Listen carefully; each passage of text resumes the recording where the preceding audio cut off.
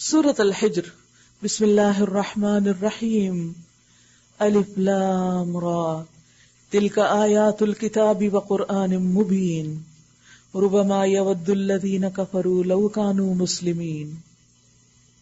الف لام را یہ آیات ہیں کتاب الہی اور قرآن مبین کی. بعید نہیں کہ ایک وقت وہ آ جائے جب وہی لوگ جنہوں نے آج اسلام کو قبول کرنے سے انکار کر دیا ہے پچھتا کر کہیں گے کہ کاش ہم نے سر تسلیم خم کر دیا ہوتا، کاش ہم بھی مسلمان ہوتے. چھوڑو انہیں، کھائیں پیئیں، مزے کریں اور بھلاوے میں ڈالے رکھے ان کو جھوٹی امید. ان قریب انہیں معلوم ہو جائے گا. بات یہ ہے کہ آج انسان دنیا کی رنگینیوں میں کھو کر آخرت کو بھولا ہوا ہے، لیکن کل جب آخرت سامنے آ جائے گی تو اس وقت انسان پچھتائے گا اور تمنا کرے گا کہ کاش میں اللہ کا فرما بردار ہوتا، مسلم ہوتا.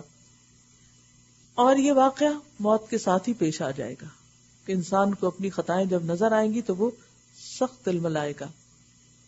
پھر جب جہنم کو دیکھیں گے یا جہنم میں چلے جائیں گے تو اس وقت رہ رہ کے ان کو یہی حسرتیں ہوں گی.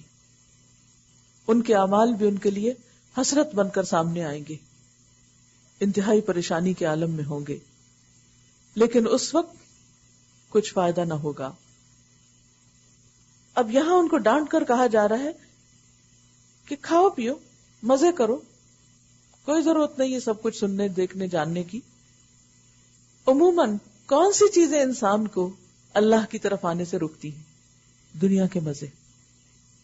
ان مزوں میں سب سے بڑا مزہ زبان کے ٹیسٹ کا، کہ انسان اپنے کھانے پینے اور زبان کے مزے میں اللہ کی حدود کو پامال کرتا ہے، اللہ کی نافرمانی کرتا ہے اور اس میں اتنا مشغول ہے. آپ جب کسی ایسے ریسٹورینٹ میں داخل ہوتے ہیں جہاں پر لوگ کھا پی رہے ہیں تو آپ نے دیکھا ہوگا کہ کس قدر ہما ہمی ہوتی ہے اور چمچے بج رہے ہوتے ہیں اور ایک سین ہوتا ہے اور کسی کو کسی کی ہوش نہیں، ہر کوئی اپنے کھانے میں خوش ہے، اپنے کھانے میں لگا ہوا، محو ہے، مگن ہے. اگر انسان اپنی زندگی کا یہی مقصد بنا لے کہ اس کو بس کھانا پینا ہے، مزہ کرنا ہے، آج اس کی ملاقات کو جا رہے ہیں، آج اس کی ملاقات کو جا رہے ہیں. عموماً آپ نے دیکھا ہوگا کہ لوگوں کی زندگی کی روٹین کیا ہوتی ہے.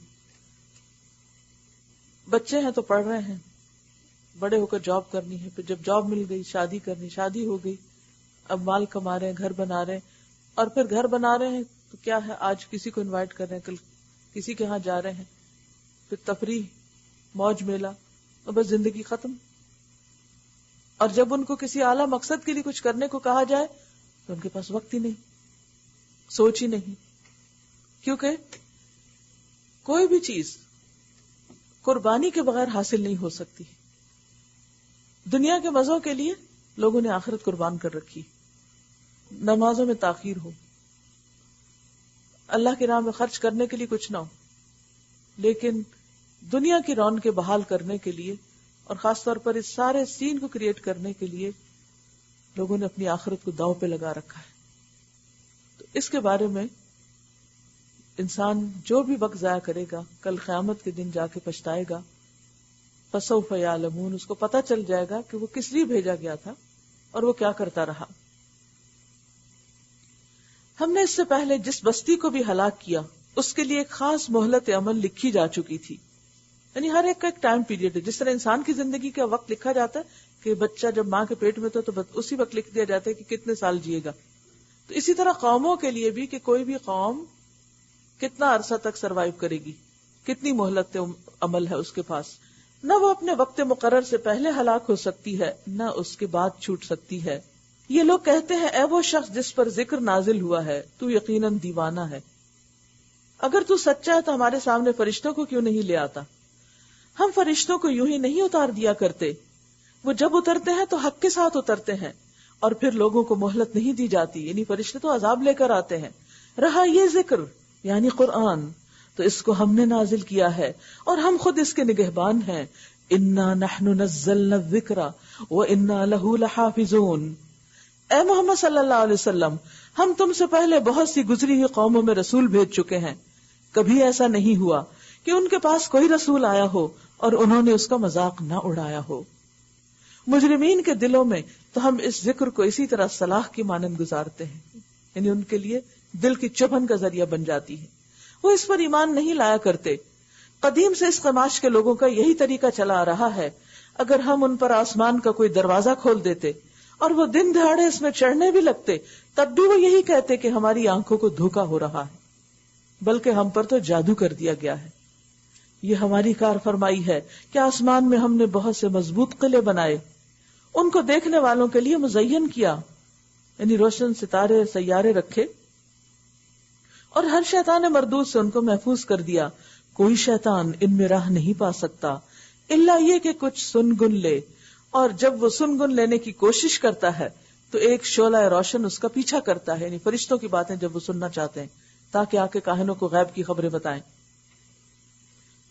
وَالْأَرْضَ مَدَدْنَاهَا، ہم نے زمین کو پھیلایا، اس میں پہاڑ جمائے، اس میں ہر نوع کی نباتات ٹھیک ٹھیک نپی تلی مقدار کے ساتھ اگائی، اور اس میں معیشت کے اسباب فراہم کیے، تمہارے لیے بھی اور ان بہت سی مخلوقات کے لیے بھی جن کے رازق تم نہیں ہو، ان سب کے سامان رزق ہم نے اس زمین میں رکھ دیے۔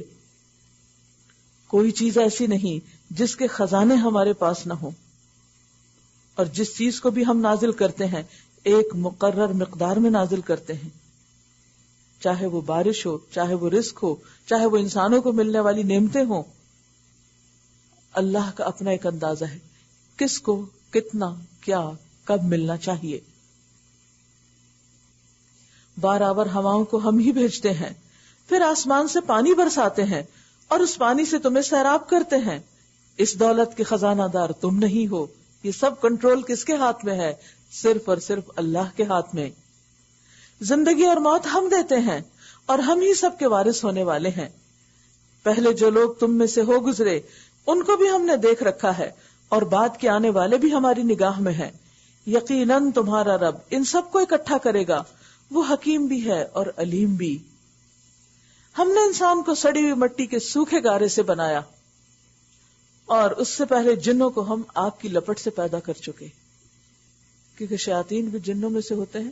انسان کو جنوں کی تخلیق کا مادہ بتا دیا گیا کہ تمہارا واسطہ کس سے ہے؟ اس سے جو آگ سے بنا ہوا ہے۔ تو جو جس چیز سے بنا اس کے اندر وہ خصوصیت بھی تو ہوتی ہے، تو تم اس سے محتاط رہنا، کہیں تمہیں جلانے کا سبب نہ بن جائے۔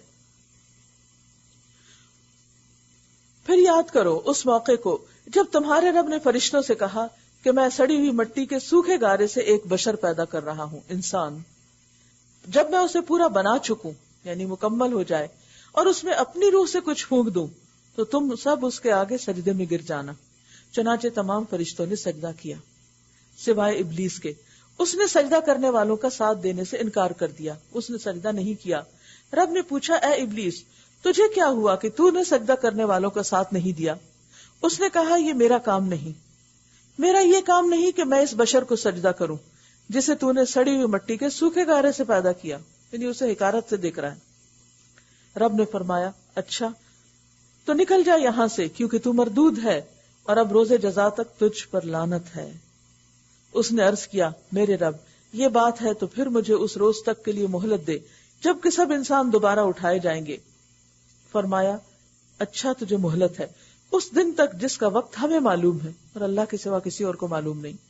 وہ بولا، میرے رب جیسا تو نے مجھے بہکایا، حالانکہ اللہ نے تو سجدے کا حکم دیا تھا، لیکن اس کو وہ بہکانا کہہ رہا ہے، اسی طرح اب میں زمین میں ان کے لیے دل فریبیاں پیدا کر کے ان سب کو بہکا دوں گا۔ لَأُغْوِيَنَّهُمْ أَجْمَعِينَ، تو گویا شیطان ہر ایک کے پیچھے اور دن رات پیچھے، تاکہ انسان بہک جائیں، مقصد گم کر بیٹھے، ہدایت سے دور ہو جائیں، سوائے تیرے ان بندوں کے جنہیں تو نے ان میں سے خالص کر لیا ہو۔ خالص، جو چیز خالص ہوتی ہے نا وہ رنگ نہیں بدلتی۔ مثلا سونا جو خالص ہوتا ہے، آپ اس کو پانی میں ڈالیں، ٹھنڈے پانی میں ڈالیں، گرم پانی میں ڈالیں، وہ کیسا رہتا ہے؟ ویسے ہی رہتا ہے، پیور، چمکتا۔ لیکن اس کے برعکس لوہا ہو یا پیتل ہو یا اور دھاتیں ہوں تو موسمی اثرات قبول کرتی ہیں، ہوا نمی کی وجہ سے ان کے رنگ بدل جاتے ہیں۔ مومن وہ ہر حال میں مومن ہوتا ہے. وہ یہ نہیں کہ گو ود دی فلو، چلو تم ادھر کو ہوا ہو جدھر کی.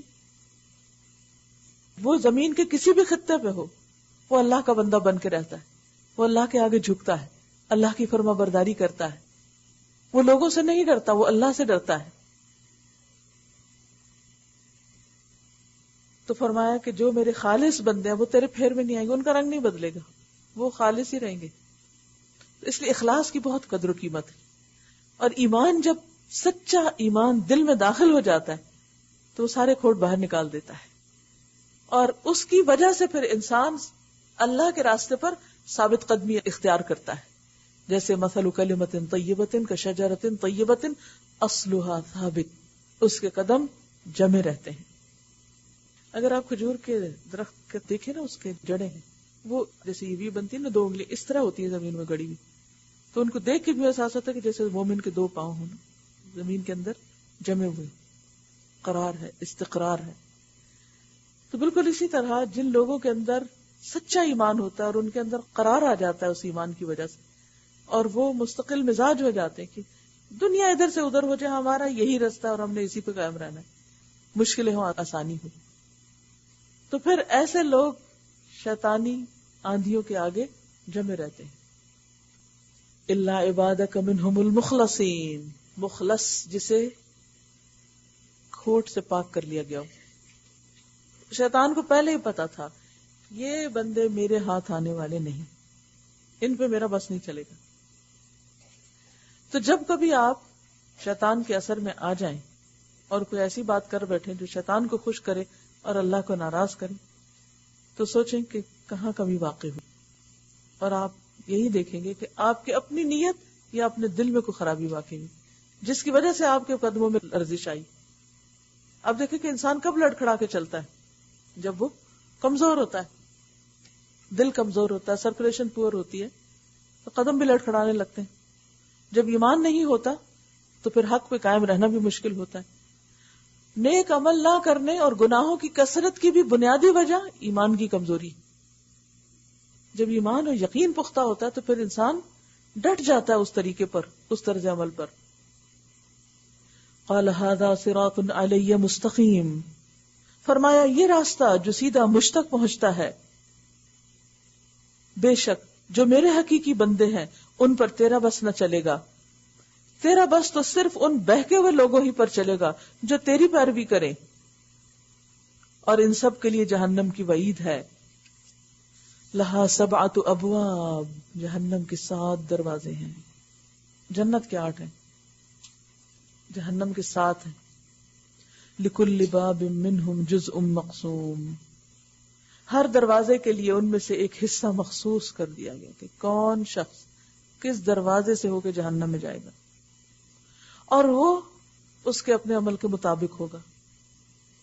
مثلا بعض روایات میں آتا ہے کہ جو سب سے نچلا گڑا ہے، جیسے قرآن مجید میں بھی آتا ہے، حاویہ وہ منافقین کے لیے، اس کے بعد جہیم ہے مشرکین کے لیے، پھر سقر ہے، پھر سعیر ہے، پھر حطمہ ہے. حطمہ خاص طور پر ان کے لیے جو کیا کرتے ہیں، غیبت، طعنہ زنی، یعنی بد اخلاقی کا شکار ہوتے ہیں. پھر اسی طرح لظا، پھر جہنم، یعنی سب سے اوپر والا حصہ جو ہے وہ جہنم ہے، جس میں عام گناہ گار جائیں گے. جو صاحب ایمان غلط کام کریں گے، مثلا کبیرہ گناہ کرنے والے، تو ان کو وہاں پہلے بھیجا جائے گا سزا بھگت کے، پھر وہاں سے نکلیں گے. لہا 7 ابواب، 7 دروازے، ہر دروازے کے لیے لوگوں کے نام لکھے ہوئے ہیں، بالکل کلاسیفیکیشن ہو چکی، کون کہاں سے انٹر ہوگا. بخلاف اس کے متقی لوگ باغوں اور چشموں میں ہوں گے، اور ان سے کہا جائے گا کہ داخل ہو جاؤ ان میں سلامتی کے ساتھ، بے خوف و خطر، کوئی ڈر نہیں، کوئی خطرہ نہیں.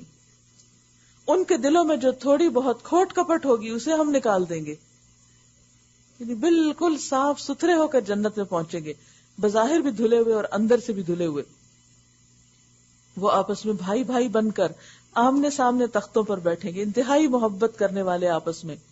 انہیں وہاں کسی مشقت سے پالا نہیں پڑے گا، نہ کوئی محنت، اور نہ وہ وہاں سے نکالے جائیں گے. دنیا کے گھروں میں یہ ساری مشکلات ہیں. مثلاً وہاں تھکاوٹ بھی ہے اور وہاں سے نکلنے کا خوف بھی ہوتا ہے. لیکن اہل جنت سے کہہ دیا جائے گا اب تم یہاں ہمیشہ تندرست رہو گے، کبھی بیمار نہ پڑو گے. کیونکہ تندرستی ہو تو انسان نعمتوں کو انجوائے کر سکتا ہے. بیمار شخص کے سامنے بڑی سے بڑی نعمت کیا ہوتی؟ اسے اپنی جان کی مصیبت پڑی ہوتی ہے، اس کو کوئی چیز نظر نہیں آ رہی ہوتی. اب تم ہمیشہ زندہ رہو گے، کبھی موت نہ آئے گی تم کو. موت کا دھڑکا دنیا میں ہر وقت لگا رہتا ہے انسان کو. اور اب تم ہمیشہ جوان رہو گے، کبھی بڑھاپا نہ آئے گا.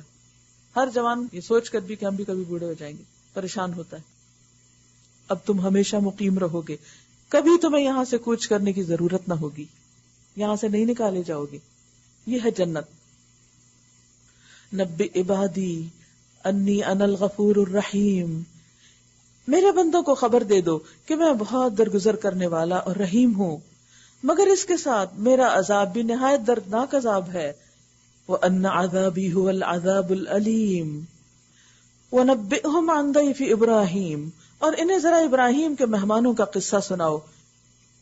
یہ فرشتے تھے، جب وہ آئے اس کے پاس کہا سلام ہو تم پر. اس نے کہا ہمیں تم سے ڈر لگتا ہے.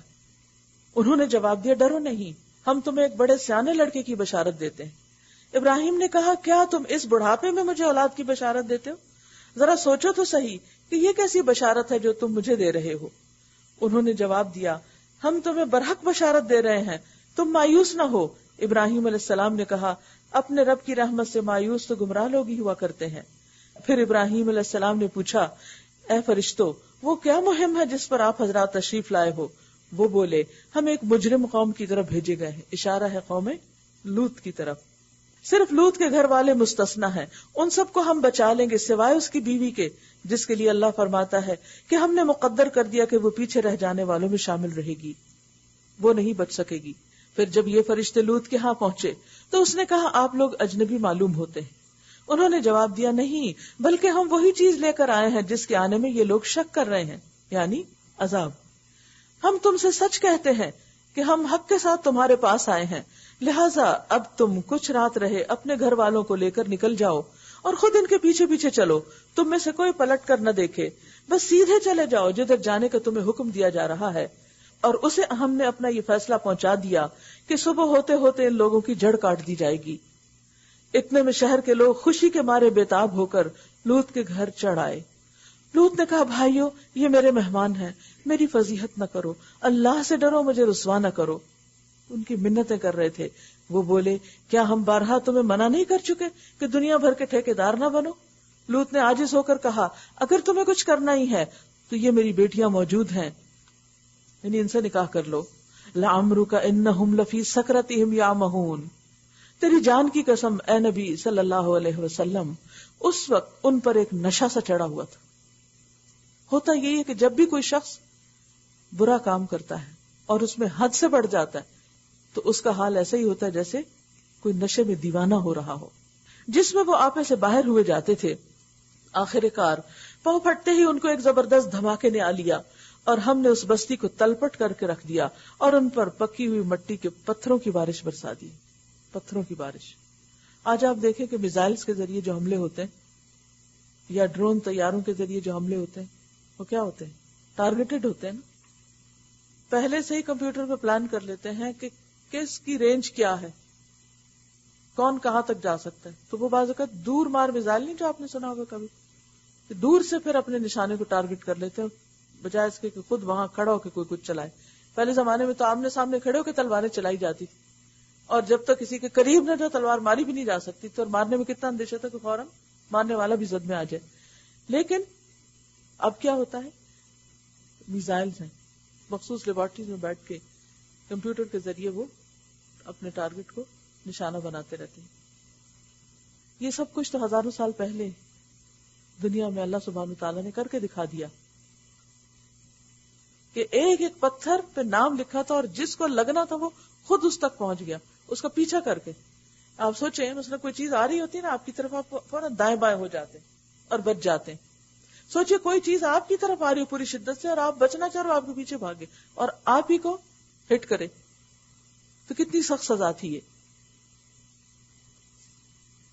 اور ہم نے اس بستی کو تلپٹ کر کے رکھ دیا اور ان پر پکی ہوئی مٹی کے پتھروں کی بارش برسا دی. اس واقعے میں بڑی نشانیاں ان لوگوں کے لیے جو صاحب فراست ہیں. اور وہ علاقہ جہاں یہ واقعہ پیش آیا تھا گزرگاہ عام پر واقع ہے، یعنی حجاز سے شام اور عراق سے مصر جاتے ہوئے یہ تباہ شدہ علاقہ راستے میں پڑتا ہے. عموماً قافلوں کے لوگ وہاں آثار دیکھتے ہیں. ان فی ذلک لآیۃ للمؤمنین، اس میں سامان عبرت ہے ان لوگوں کے لیے جو صاحب ایمان ہیں اور ایکا والے ظالم تھے. تو دیکھ لو کہ ہم نے ان سے بھی انتقام لیا اور ان دونوں قوموں کے اجڑے ہوئے علاقے کھلے راستے پر واقع. اب دیکھیے کہ اللہ تعالیٰ بار بار بتاتے ہیں ان سے بھی ہم نے انتقام لیا، اس کو بھی سزا دی، اس کو بھی برباد کیا. کیوں ہی یہ بربادیاں؟ لوگوں کی نافرمانی اور گناہوں کی وجہ سے. آج پھر لوگ کیوں نہیں ڈرتے اللہ کی نافرمانی کرتے ہوئے کہ وہ عذاب جو کل آیا وہ آج بھی کسی پہ آ سکتا ہے. ہجر کے لوگ بھی رسولوں کی تکذیب کر چکے ہیں، ہجر کے لوگوں نے بھی نہیں مانا. ہم نے اپنی آیات ان کے پاس بھیجی. ہجر جو ہے یہ قوم سمود کا مرکزی شہر تھا. یہاں قوم سمود کا واقعہ بیان ہوگا. ہم نے اپنی نشانیاں ان کو دکھائیں مگر وہ سب کو نظر انداز ہی کرتے رہے. وہ پہاڑ تراش تراش کر مکان بناتے تھے اور اپنی جگہ بالکل بے خوف اور مطمئن تھے. آخرکار ایک زبردست دھماکے نے ان کو صبح ہوتے ہی آ لیا اور ان کی کمائی ان کے کچھ کام نہ آ سکی. ہم نے زمین اور آسمان اور ان کی سب موجودات کو حق کے سوا کسی اور بنیاد پر پیدا نہیں کیا. زمین اور آسمان سب کچھ کو پیدا کیا مقصد کے ساتھ، بیکار نہیں. اور فیصلے کی گھڑی یقیناً آنے والی ہے کہ وقت مقرر کے لیے پیدا کیا، پھر یہ ختم ہوگا، پھر سب کا فیصلہ چکا دیا جائے گا. بس اے محمد صلی اللہ علیہ وسلم ان لوگوں کی بےہودگیوں پر شریفانہ درگزر سے کام لو. یقیناً تمہارا رب سب کا خالق ہے اور سب کچھ جانتا ہے. ہم نے تو تم کو 7 ایسی آیتیں دے رکھی ہیں جو بار بار دہرائے جانے کے لائق ہیں. اشارہ ہے کس کی طرف؟ سورۃ الفاتحہ کی طرف. اور تمہیں قرآن عظیم عطا کیا ہے، تم اس متاع دنیا کی طرف آنکھ اٹھا کر بھی نہ دیکھو جو ہم نے ان میں سے مختلف قسم کے لوگوں کو دے رکھی ہے. یعنی جس کو قرآن مل جائے اس کو کیا نہیں کرنا چاہیے؟ دنیا کی رونق پہ ریجھنا نہیں چاہیے. بعض اوقات ایسا ہوتا ہے نا کہ آپ قرآن پڑھنے پڑھانے میں لگ جاتے ہیں اور آپ کے پاس دنیا کمانے کا زیادہ وقت نہیں بچتا، لہٰذا آپ اپنے لیے دنیا کی وہ رونق سمیٹ بھی نہیں سکتے. نہ آپ کے گھروں میں بہت خوبصورت ڈیکوریشن پیس ہے، نہ بہت اچھا فرنیچر ہے، نہ کراکری. بس آپ گزارا کر رہے ہیں اور جو بچت ہوتی ہے اس کو فی سبیل اللہ خرچ کر رہے ہیں. تو پھر بعضوں کے شیطان ذہن میں کیا ڈالتا ہے؟ تمہیں قرآن پڑھ کر کیا ملا؟ تمہاری لائف تو مزریبل ہو گئی. تو یہاں پر یہ کہا جا رہا ہے کہ آپ ان کی طرف نگاہ اٹھا کے بھی نہ دیکھیں جن کو دنیا کی طرح طرح کی نعمتیں ملی ہوئی، کیونکہ سورۃ یونس میں آ چکا ہوا خیر مما یجمعون. یہ قرآن ہر اس چیز سے بہتر ہے جسے لوگ سمیٹ رہے ہیں. اس لیے صاحب قرآن کو کبھی بھی دنیا کی رونق دیکھ کر غمگین نہیں ہونا چاہیے کہ اے کاش ہمارے پاس بھی یہ سب کچھ ہوتا. تم اس متاع دنیا کی طرف آنکھ اٹھا کے بھی نہ دیکھو جو ہم نے ان میں سے مختلف طرح کے لوگوں کو دے رکھی. آپ دیکھیے کہ بعض اوقات ہم خریدتے نہیں لیکن کیا کرتے ہیں؟ بازار جا کے دیکھتے رہتے ہیں. کیوں؟ خوش ہوتے ہیں دل بہلانے کو، اور شاید پھر کبھی سے خرید بھی نہیں، اور پھر خرید کے لے آتے پھر استعمال بھی کوئی نہیں ہوتی. کیونکہ بہت ساری چیزیں اگر آپ اپنے گھر میں دیکھیں تو ہارڈلی کبھی استعمال ہوگی. اس میں ہم سب کے لیے ایک بہت بڑا میسج ہے کہ اللہ نے سورۃ فاتحہ ہم کو عطا کیا. آپ کو پتا ہے کہ وہ فرشتہ پہلے کبھی نہیں اترا تھا جو سورۃ فاتحہ لے کر آیا تھا، اور آسمان کا دروازہ کس طرح کھلا اور کتنے اہتمام ہوئے اس کے اترنے کے ساتھ. تو جس کو سورۃ الفاتحہ اور قرآن مل جائے اس کے لیے باقی ہر چیز حقیر ہے. تم اس متاع دنیا کی طرف آنکھ اٹھا کر نہ دیکھو جو ہم نے ان میں سے مختلف قسم کے لوگوں کو دے رکھی ہے، اور نہ ان کے حال پر اپنا دل کڑھاؤ. انہیں چھوڑ کر ایمان لانے والوں کی طرف جھک جاؤ اور نہ ماننے والوں سے کہہ دو کہ میں تو صاف صاف تنبیہ کرنے والا ہوں. یہ اسی طرح کی ایک تنبیہ ہے جیسی ہم نے ان تفرقہ پردازوں کی طرف بھیجی جنہوں نے اپنے قرآن کو ٹکڑے ٹکڑے کر ڈالا. اس کا مطلب نہیں تھا کہ جلد کھول کے سپارہ سپارہ الگ بائنڈ کرا لیا. مطلب یہ تھا کہ قرآن کے حصے بنا لیے، ایک حصہ وہ کہ جس کو ہم جگہ جگہ کوٹ کر کے اپنی مذہبیت کا اظہار کریں، اور دوسرا ٹوٹلی اگنورڈ. تو یہاں پر یہ بتایا جا رہا ہے کہ تم یعنی کوئی بھی قوم جب ایسا کرے تو اس سے بھی اللہ تعالی ناراض ہوتا ہے. کیا کرے کہ اپنے قرآن کو حصوں بکھروں میں بانٹ لے. یعنی دوسرا معنی کیا کہ جو مرضی کی بات ہو اس پر عمل کر لے اور جو نہیں اس کو چھوڑ دے. اس کا یہ مطلب نہیں کہ اگر کسی وجہ سے قرآن مجید کی 3 جلدیں بنانی پڑے تو آپ اس لیے نہ بنائیں کہ وہ 3 جلدیں الاؤڈ نہیں کیونکہ ٹکڑے ٹکڑے ہو رہے ہیں. اس سے مراد کچھ اور ہے. الذین جعلوا القرآن عضین، جنہوں نے اپنے قرآن کو ٹکڑے ٹکڑے کر ڈالا. تو قسم ہے تیرے رب کی، ہم ضرور ان سب سے پوچھیں گے کہ تم کیا کرتے رہے ہو. اب دیکھیں مسلمانوں کے اندر بھی بعض اوقات پارے پڑھنے کا رواج ہوتا ہے. کوئی بات کہیں کمپلیٹ ہو یا نہ ہو، کیا کرتے بس ادھر ہی چھوڑ دیتے. بس اے نبی صلی اللہ علیہ وسلم، جس چیز کا تمہیں حکم دیا جا رہا ہے اسے ہاں کے پکارے کہہ دو، اور شرک کرنے والوں کی ذرا پرواہ نہ کرو. تمہاری طرف سے ہم ان مذاق اڑانے والوں کی خبر لینے کے لیے کافی ہیں جو اللہ کے ساتھ کسی اور کو بھی خدا قرار دیتے ہیں. ان قریب انہیں معلوم ہو جائے گا، ہمیں معلوم ہے کہ جو باتیں یہ لوگ تم پر بناتے ہیں ان سے تمہارے دل کو سخت کوفت ہوتی ہے. آپ انسان بھی تھے نا، انسانی جذبات رکھتے تھے، اور جب لوگ باتیں بناتے تو آپ کو تکلیف ہوتی.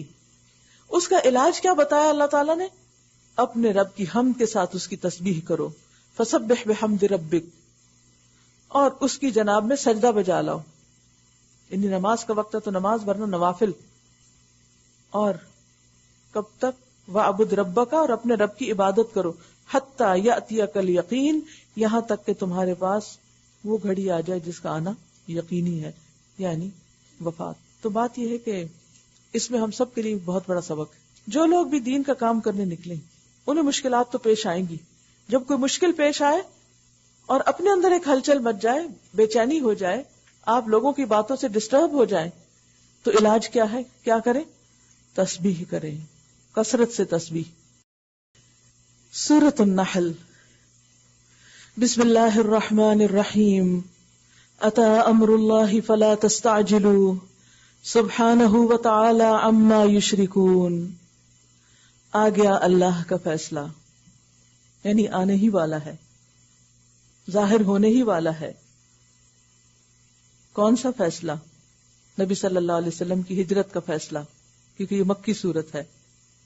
فلا تستعجلوا، اب اس کے لیے جلدی نہ مچاؤ، مشکل وقت ختم ہونے ہی والا ہے. پاک ہے وہ اور بالا و برتر ہے اس شرک سے جو یہ لوگ کر رہے ہیں. یعنی آپ کی کوششوں کے باوجود بھی اگر یہ شرک سے باز نہیں آتے تو اللہ تعالیٰ کو اس کا کوئی نقصان نہیں، یہ اپنا ہی نقصان کرنے والے ہیں. کیونکہ پیغمبر جب کسی قوم سے چلا جاتا ہے تو اس کے بعد اس کی قوم کی شامت آ جاتی. یہی وجہ ہے کہ پھر ان پر ایک شدید قحط بھی مسلط ہوا تھا، تاکہ شاید اب یہ لوگ عاجزی سے کام لیں. وہ اس روح کو یعنی وحی کو اپنے جس بندے پر چاہتا ہے اپنے حکم سے ملائکہ کے ذریعے نازل فرما دیتا ہے، اس ہدایت کے ساتھ کہ لوگوں کو آگاہ کر دو. کس بات پر؟ میرے سوا کوئی تمہارا معبود نہیں، انہ لا الہ الا انا فاتقون، لہذا تم مجھی سے ڈرو، کیونکہ وہ سب سے بڑا ہے، اسی نے پیدا کیا، اسی کی طرف واپسی ہے، لہذا اسی کے ڈر سے سب کام کرنے چاہیے، اسی کا تقوی اختیار کرنا چاہیے. اس نے آسمان اور زمین کو برحق پیدا کیا، وہ بہت بالا و برتر ہے اس شرک سے جو یہ لوگ کرتے ہیں. اس نے انسان کو ایک ذرا سی بوند سے پیدا کیا. انسان کی اصلیت بتائی جا رہی ہے کہ کیا چیز تھا وہ، اور دیکھتے دیکھتے سریحن میں ایک جھگڑالو ہستی بن گیا، خدا کا مقابلہ کرنے لگا. اس نے جانور پیدا کیے جن میں تمہارے لیے پوشاک بھی ہے اور خوراک بھی. دیکھو تو صحیح اس کے کارنامے، دیکھو تو صحیح اس کی قدرت کی نشانیاں، اور طرح طرح کے دوسرے فائدے بھی. یعنی جانوروں کا گوشت، دودھ اور ان کی کھال تو ہے ہی، لیکن ان سے بعض اوقات کھیتی باڑی کا کام بھی لیا جاتا ہے، اور اس کے علاوہ بھی کئی چیزیں جو انسان کو آہستہ آہستہ معلوم ہو رہی ہیں.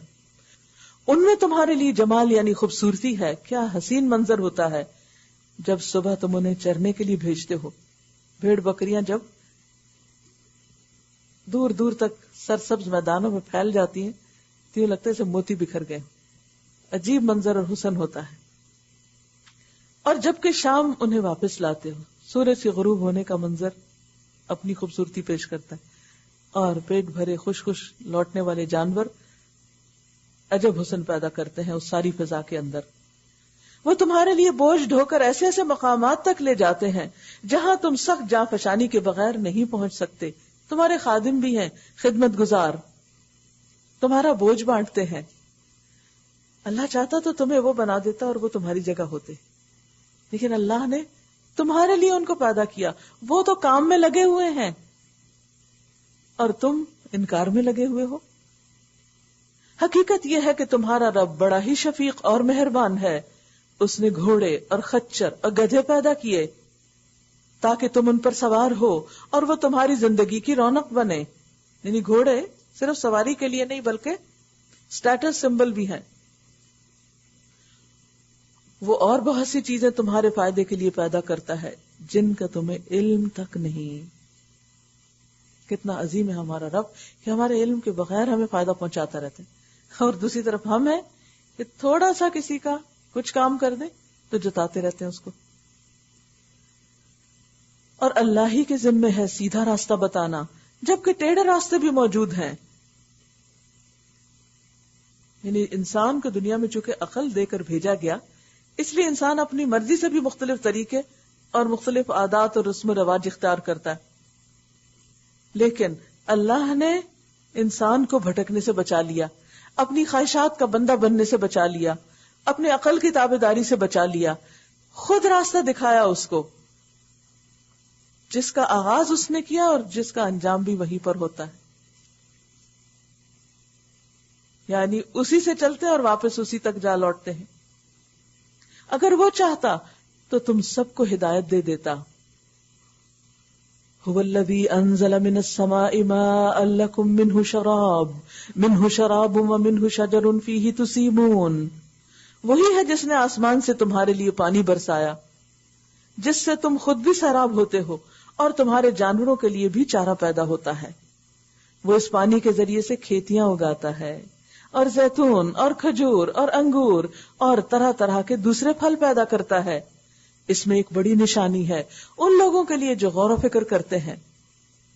اس نے تمہاری بھلائی کے لیے رات اور دن کو اور سورج اور چاند کو مسخر کر رکھا ہے.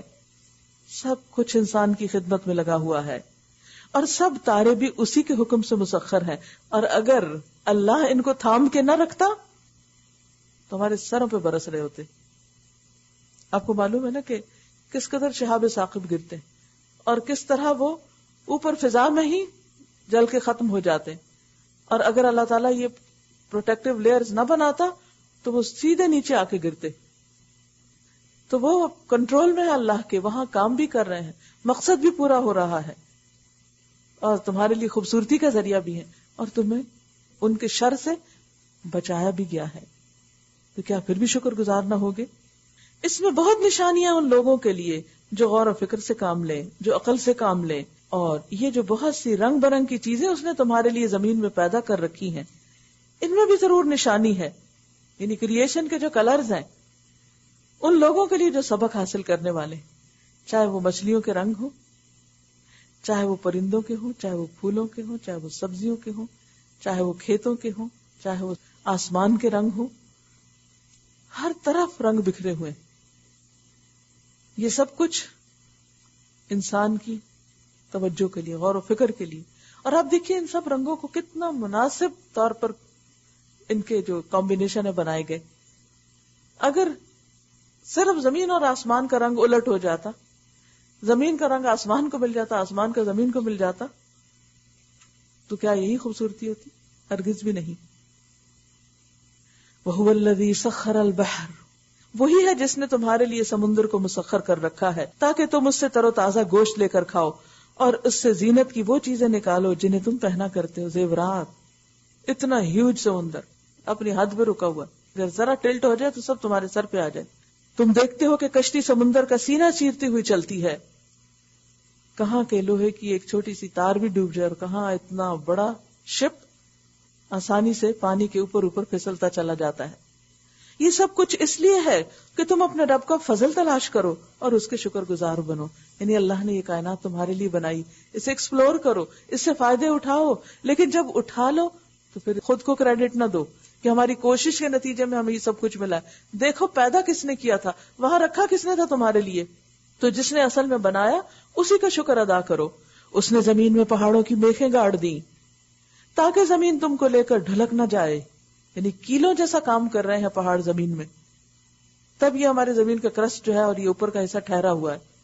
اس نے دریا جاری کیے اور قدرتی راستے بنائے تاکہ تم ہدایت پاؤ. اس نے زمین میں راستہ بتانے والی علامتیں رکھ دی اور تاروں سے بھی لوگ ہدایت پاتے ہیں. کبھی آپ ٹریول کریں نا باہر تو زمین پہ دیکھیں, خصوصاً پہاڑی علاقے میں پہاڑوں کے اندر دھاریاں اور پہاڑوں کے اندر مختلف راستے بنے ہوئے. ایک تو نا انسانوں نے بنائی سڑکیں, تو چند گنی چنی محدود ہے, اور ایک ہی اللہ تعالیٰ نے پہلے سے ہی راستے بنا کے رکھے ہوئے ہیں.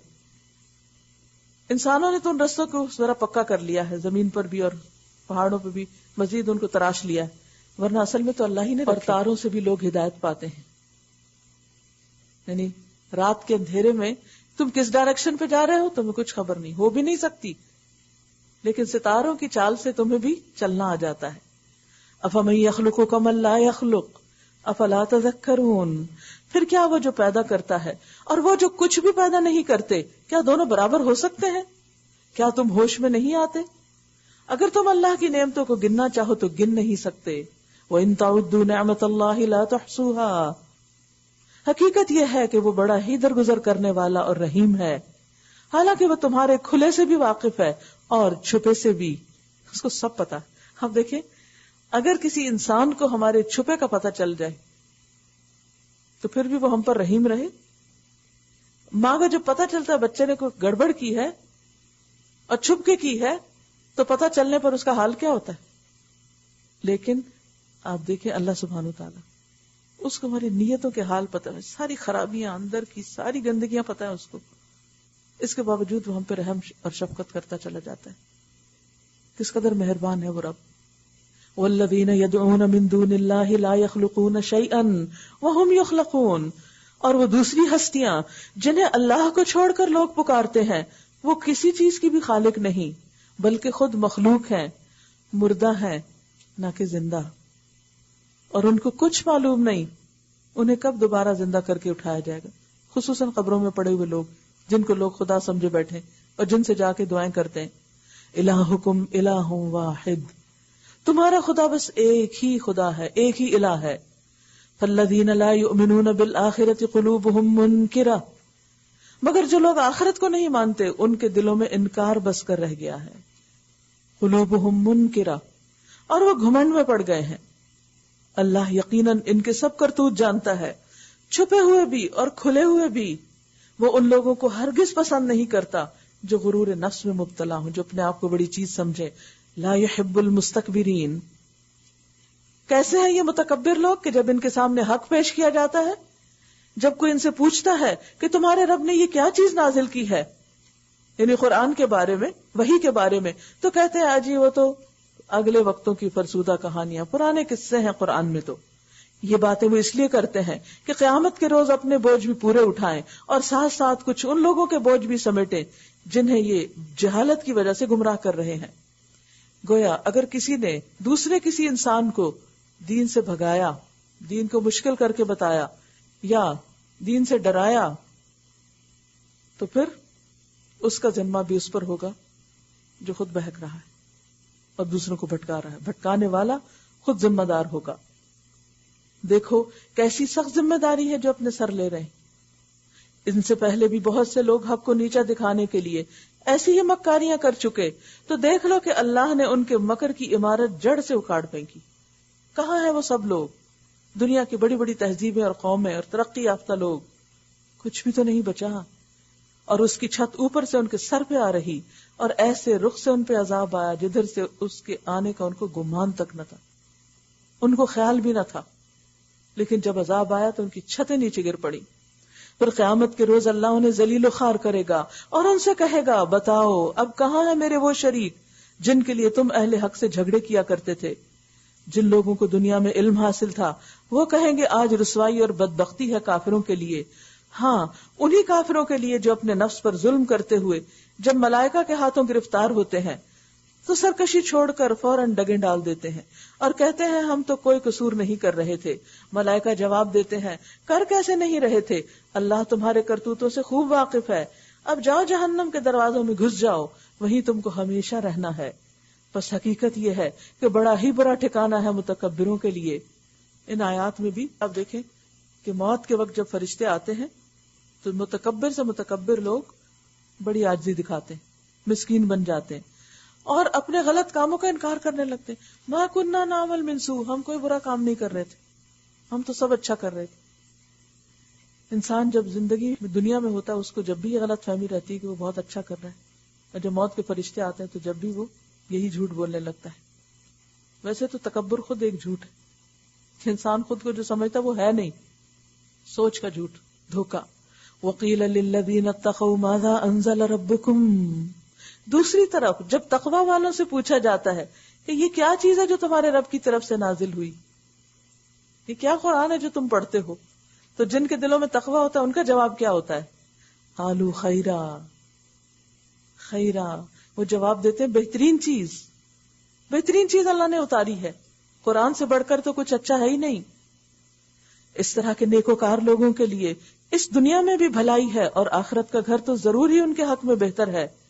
بڑا اچھا گھر ہے متقیوں کا, دائمی قیام کی جنتیں جن میں وہ داخل ہوں گے, نیچے نہریں بہ رہی ہوں گی اور سب کچھ وہاں ان کی عین خواہش کے مطابق ہوگا, جیسے جس کی چوائس ہوگی.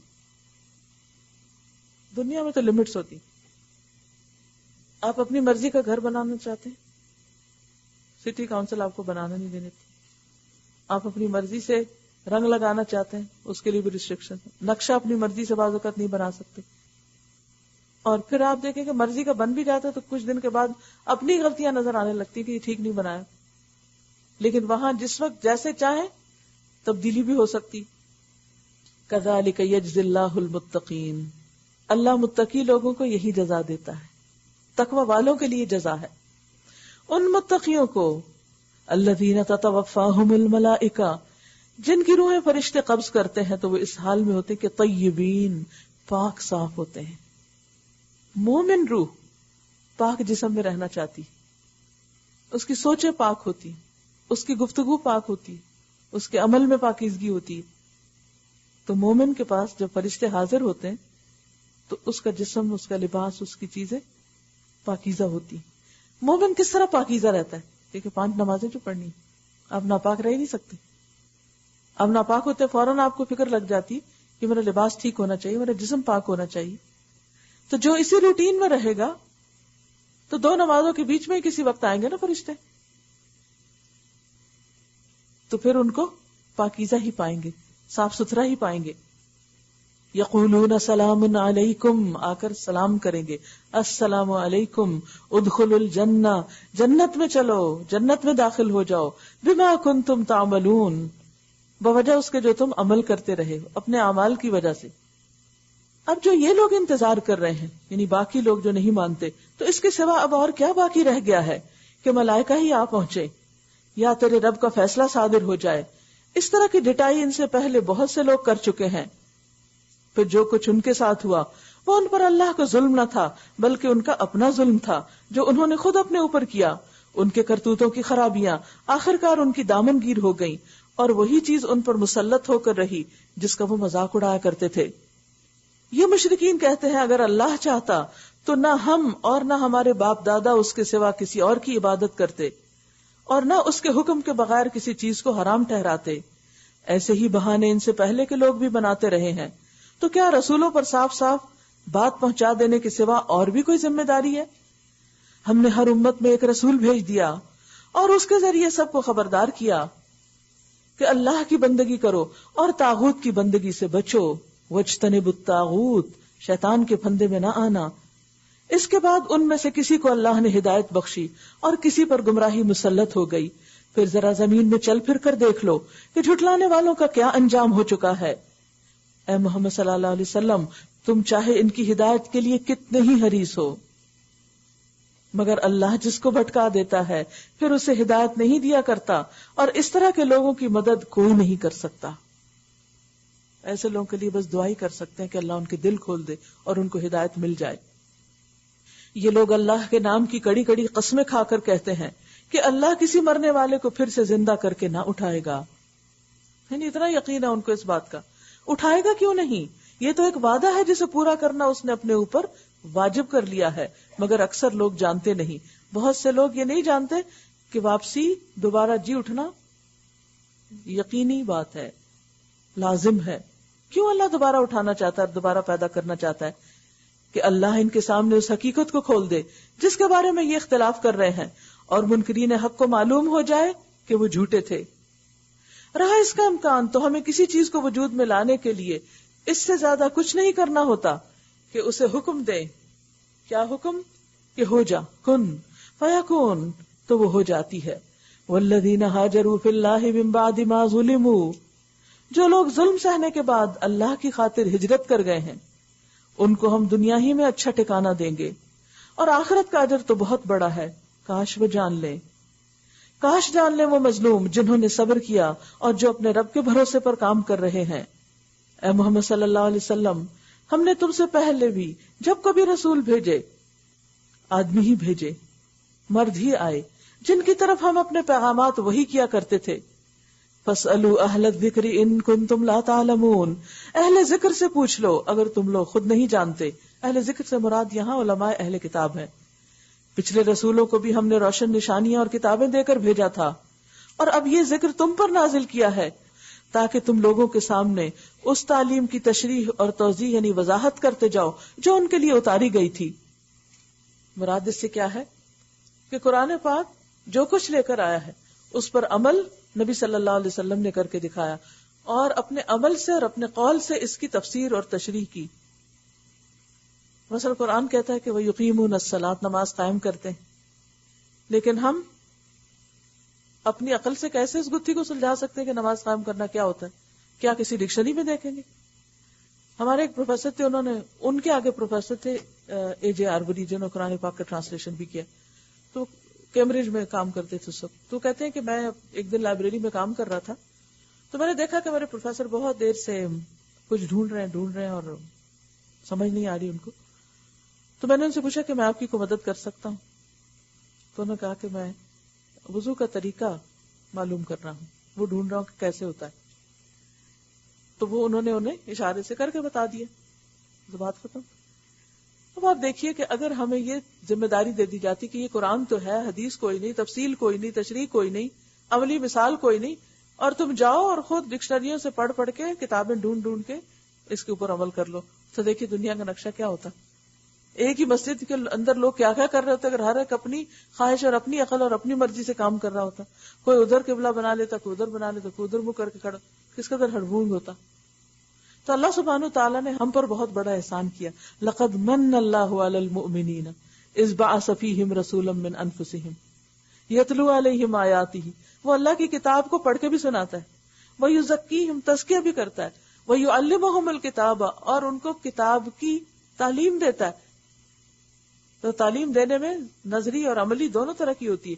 والحکمہ، اور حکمت کی بھی تعلیم دیتا ہے، اور وہ تعلیم زبان سے نہیں بلکہ زیادہ تر عمل سے دی گئی.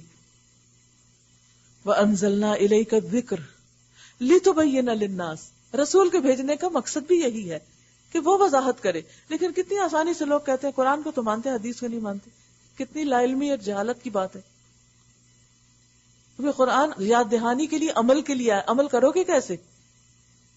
دنیا میں تو کوئی سائنس سبجیکٹ لیبارٹری کے بغیر سمجھا نہیں جا سکتا. پریکٹیکلز کیے جاتے ہیں، ایکسپیرینس کیے جاتے ہیں، جب جا کے آپ کو بات سمجھ آتی. تو یہ تو پوری زندگی کا ایک مینول ہے، یہ اس کو کیسے سمجھ لیں گے بغیر اس کے؟ اس کے لیے تو لازماً معلم چاہیے.